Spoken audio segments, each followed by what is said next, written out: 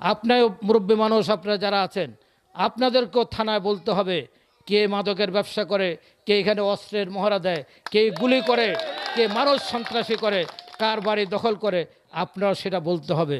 আপনারা যদি না বলেন, আল্লাহর কাছে দায়ী থাকবেন, হাসরের ময়দানে আল্লাহর ময়দানে দায়ী থাকবেন। কারণ আমরা চাই, আমাদের নেতা তারেক রহমান বলেছেন একটি নিরাপদ রাষ্ট্র।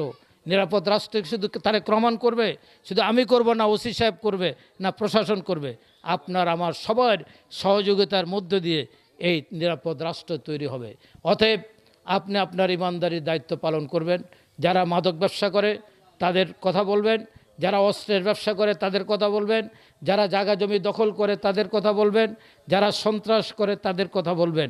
অতএব আমার দলের যদি কেউ হয় তার শাস্তি সবার আগে হবে। বিএনপির কোনো লোক মাদক ব্যবসা করতে পারবে না, মাদকের সাথে জড়িত হতে পারবে না, অস্ত্রের সাথে জড়িত হতে পারবে না। আমি তাই বলতে চাই, তাহলে সেই বিএনপি করতে পারবে না, বিএনপি করার তার কোনো অধিকার নাই। আমি সমস্ত উন্নয়ন এই শহীদ প্রেসিডেন্ট জিয়া রহমান এবং বেগম খালেদা জিয়ার হাত ধরে এসেছে আজকে।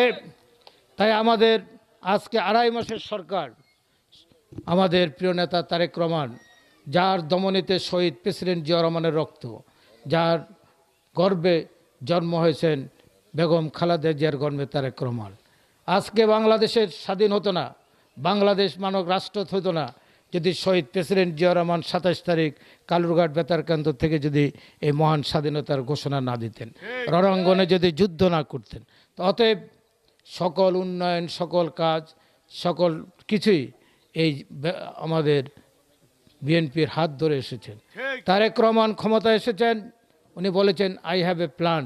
সেই প্ল্যানের মধ্যে ইতিমধ্যে উনি শুরু করেছেন কৃষক কার্ড, ফ্যামিলি কার্ড এবং 20,000 কিলোমিটার খাল কাটার কর্ম